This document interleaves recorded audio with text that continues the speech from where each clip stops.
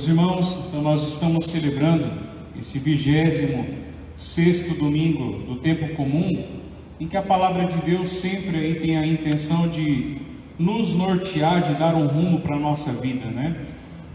No domingo nós nos enchemos da graça do Senhor, nós experimentamos essa Santa Missa, ouvimos a palavra, não para ficar como algo preso no domingo, mas para que a nossa vida, nós possamos lutar para viver essa palavra dominical durante a nossa semana. Nós marcamos um horário para começar a Santa Missa, é claro, porém o tempo que marca dentro do espaço da igreja não é o cronológico, do relógio, mas o tempo que marca esse espaço é o tempo kairótico, é o kairos, o tempo da graça de Deus.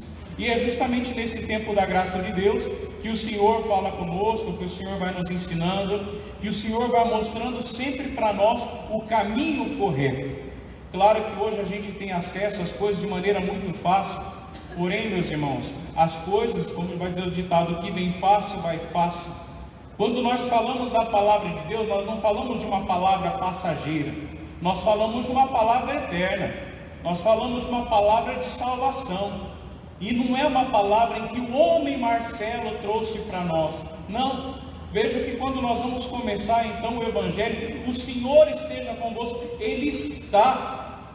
E esse Senhor que está no meio de nós, é um Deus que fala conosco.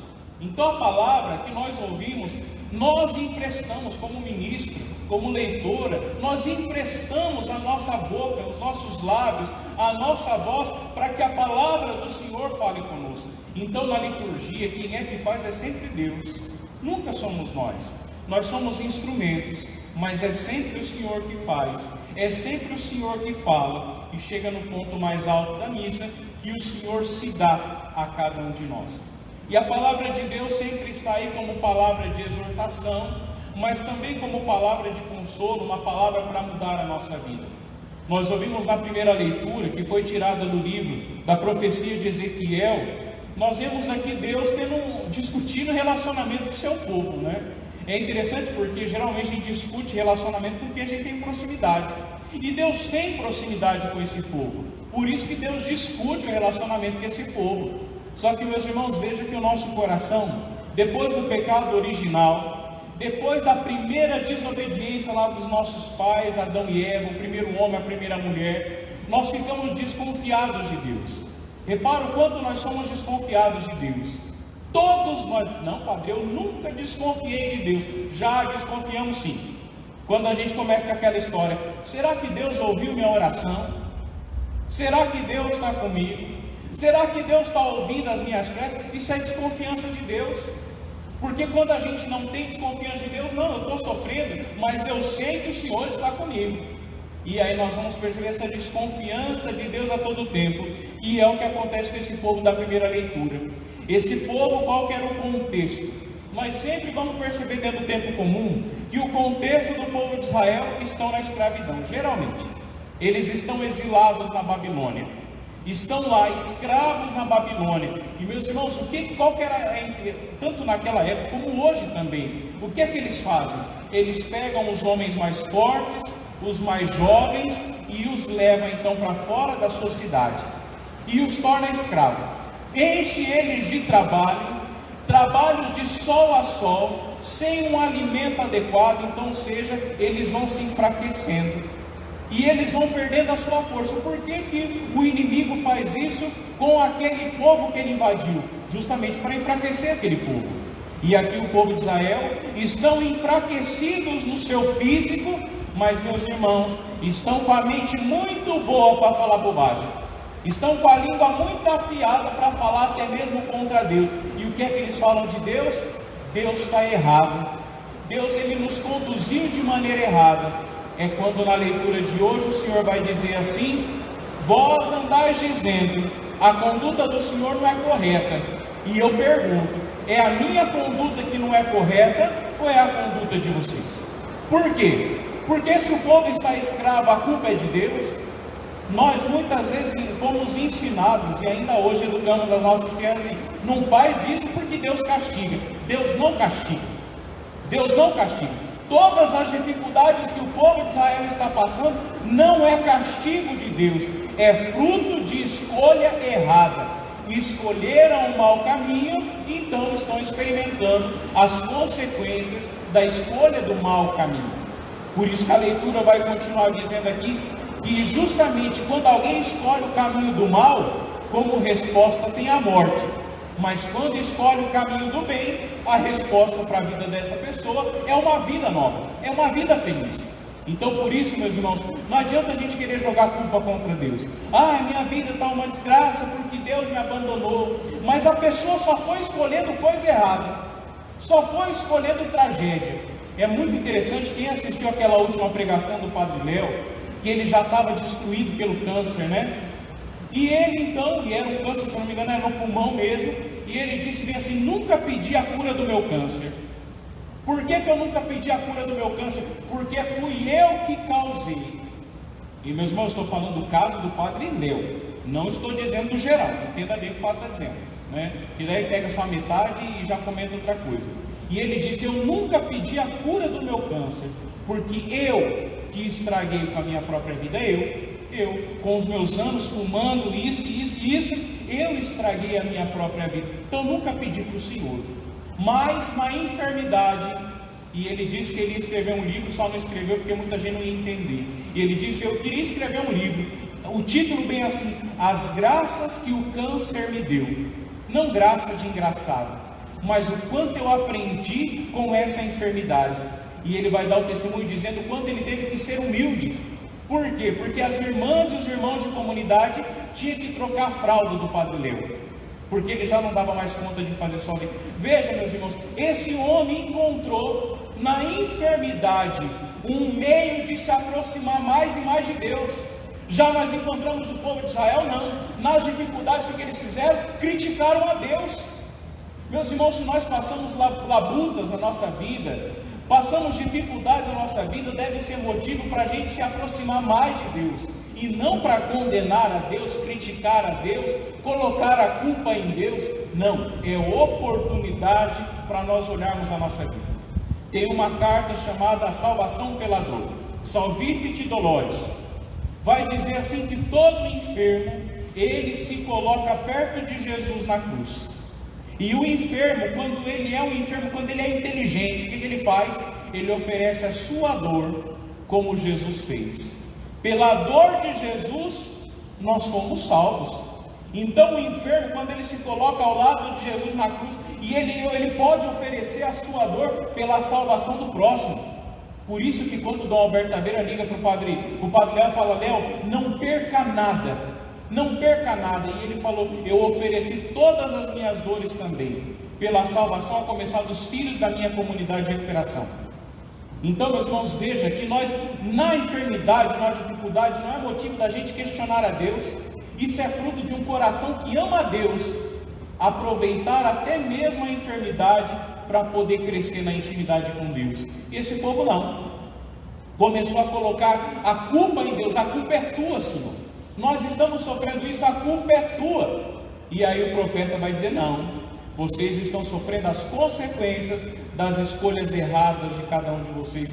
Então, meus irmãos, nós precisamos começar a olhar para a nossa vida. Dá tempo. A palavra do Senhor nos últimos domingos tem dito para nós sobre conversão, sobre mudança de vida. Padre, mas o meu filho não muda, o meu filho continua preso nesse vício, está preso naquilo outro. Mas como pai, como mãe, o que é que você já fez para converter? Porque, meus irmãos, quando eu olho também para a paróquia que o Senhor me deu, e às vezes eu vejo dificuldades nela, a primeira pergunta não é o que vocês têm que se converter, mas Jesus, o que é que eu, como padre, como pai dessa comunidade, embora eu seja mais novo que muita gente, como eu, como padre, tenho que me converter, Jesus, para ser um sinal da tua presença aqui nessa casa, aqui nessa família chamada paróquia. E por isso que como pai, como mãe também tenho: Senhor, o que é que eu como mãe tenho que me converter, para poder ser teu sinal na vida do meu filho, na vida da minha filha? O que é, Senhor, o que é que eu tenho que fazer? Isso é um coração humilde. E nós vamos perceber aqui esse povo, um coração soberbo, um coração fechado, um coração que não se abre para que Deus possa agir. O que é um coração soberbo? É um coração cheio de si. que Deus não encontra uma brecha, não encontra um espacinho para poder atuar na vida daquela pessoa. E é a mesma coisa que nós percebemos no Evangelho, nos saduceus, nos sacerdotes e nos chefes do povo. Corações soberbos, cheios de si. Aí lá vem Jesus. Eu imagino que quando Jesus chegava perto deles, ele já pensava, lá vem Jesus com mais uma historinha. E de fato Jesus se apresentou com mais uma parábola. E Jesus começa: um homem tinha quantos filhos? Nós vimos no Evangelho, quantos? 2 filhos.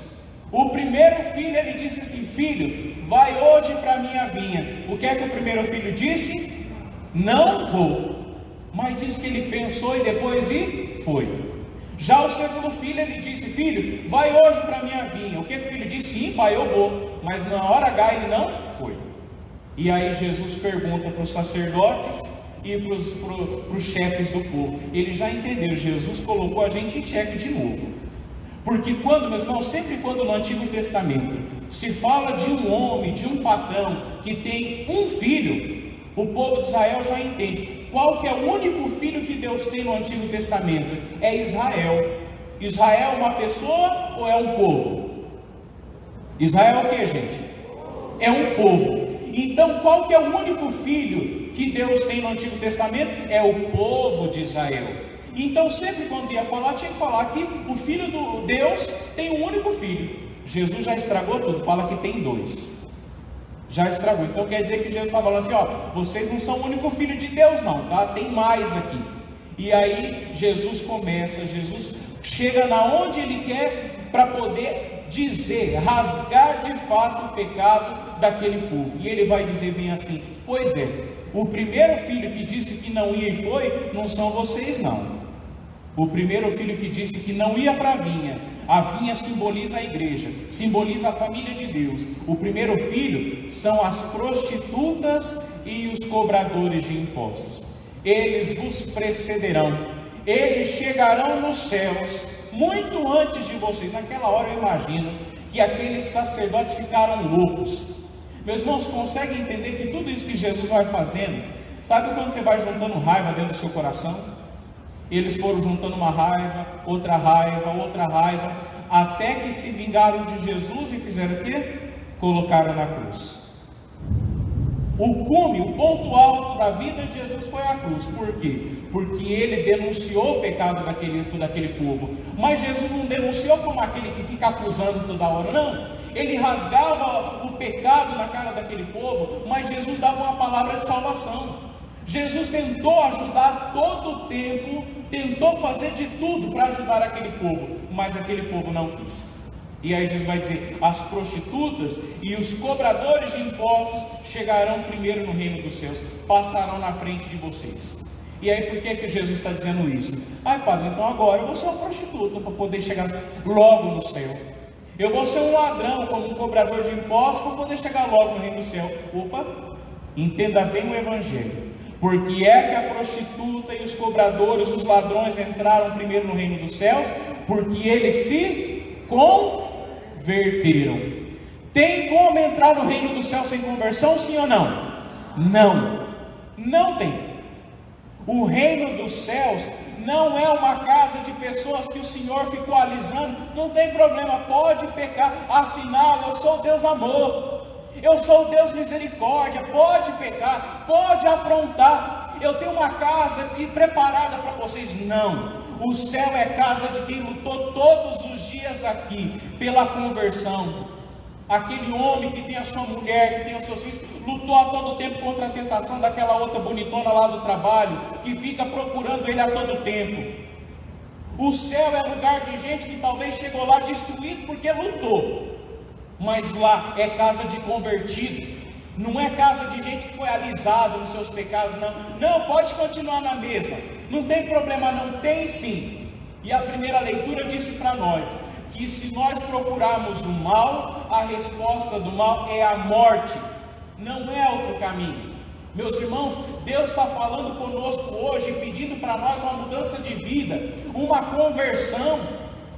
A missa não é um evento social, entenda isso. A missa não é um evento da semana, Não é somente por preceito que eu vou a ela porque eu preciso mudar de vida. Hoje eu vou lá na igreja para completar o público.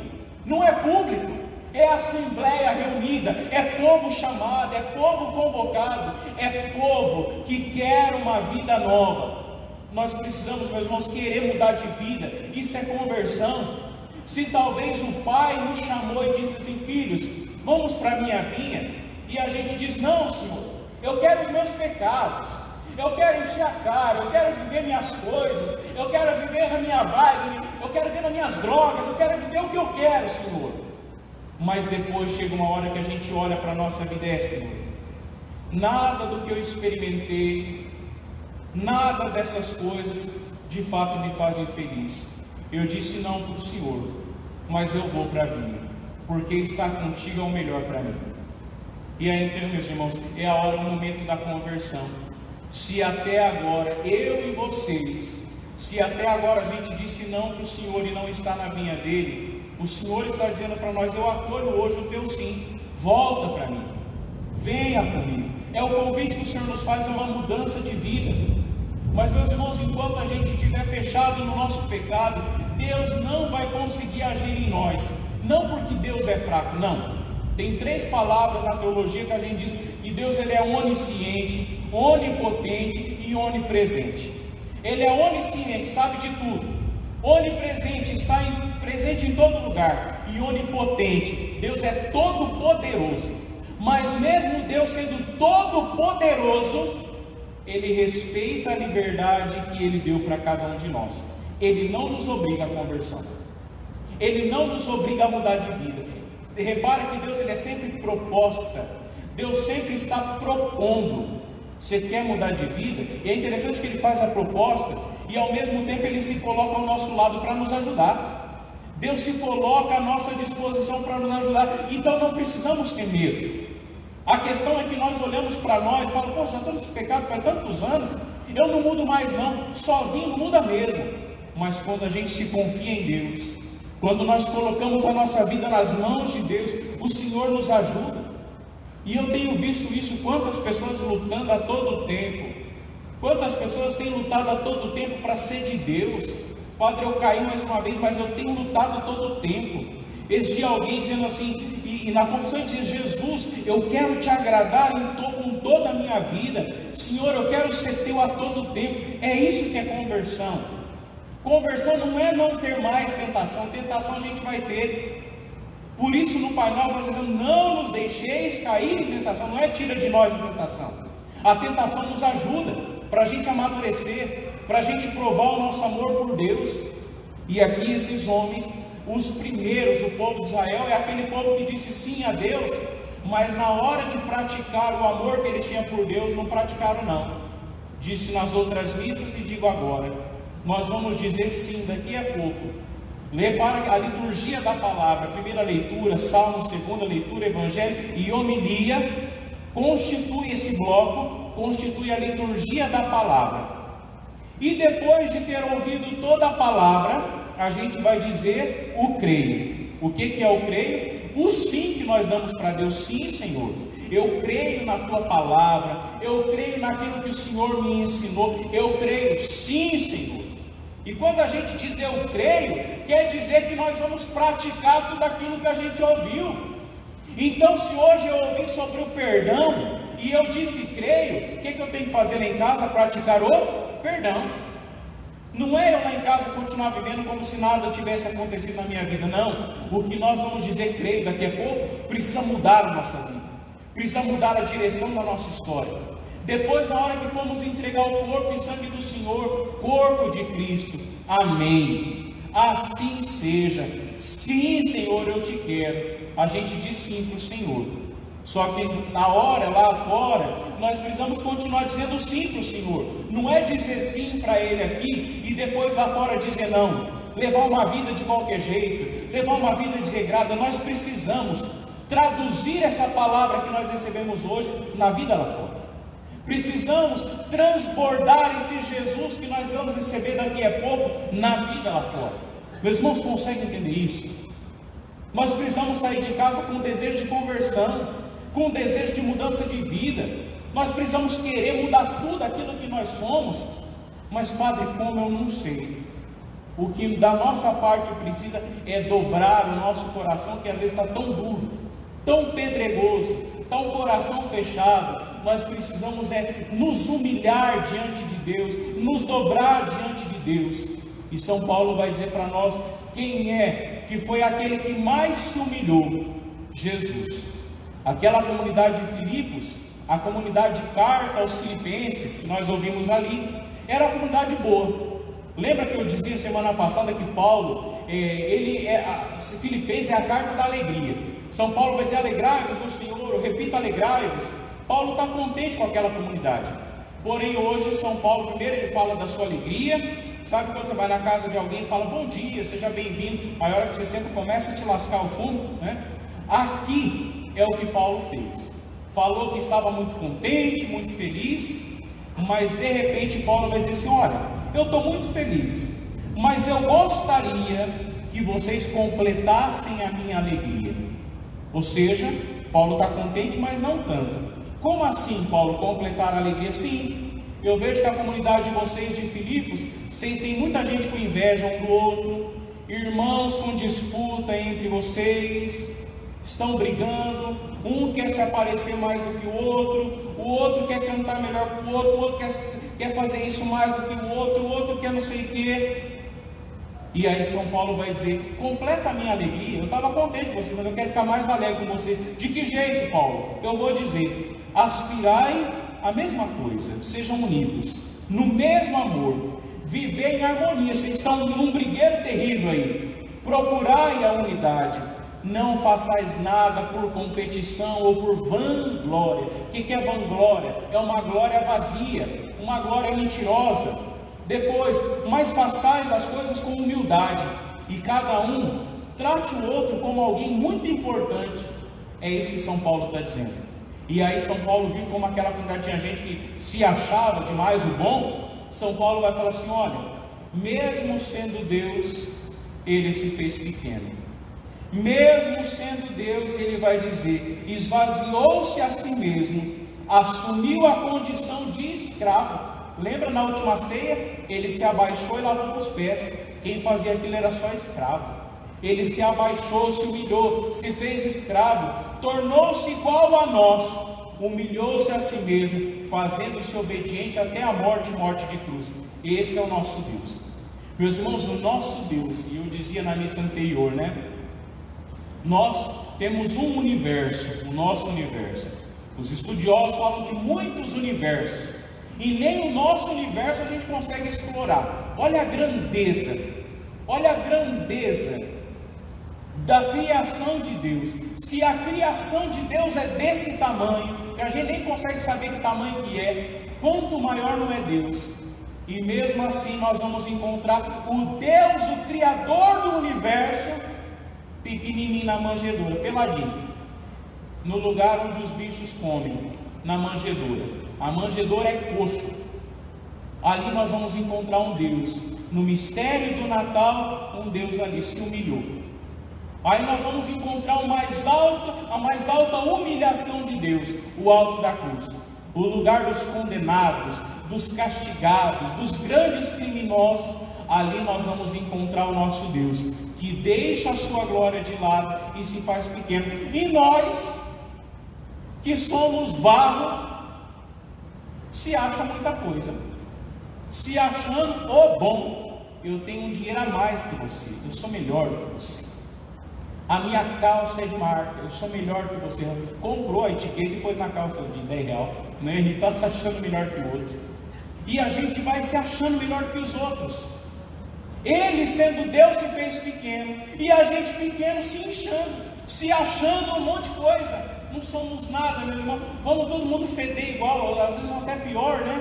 Mas vamos estragar tudo lá debaixo da terra. Mas é esse barrinho que Deus olha para nós e Deus nos ama. A nossa riqueza não está naquela que cabe no bolso. A nossa riqueza está num Deus tão grande que nos ama demais. E é esse Deus que nos ama demais que hoje vem até nós e diz bem assim: meu filho, eu queria que você dissesse sim para mim e você vivesse esse sim.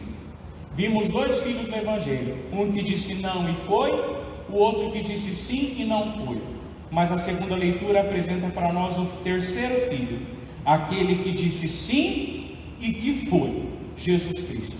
É esse que nós devemos imitar. Senhor, hoje eu te digo sim, e eu vou lutar para viver esse sim que eu te dei. Sim na fidelidade, sim no amor a ti, sim no amor ao próximo, e eu vou deixar, Senhor, a soberba de lado, esse coração tão inchado.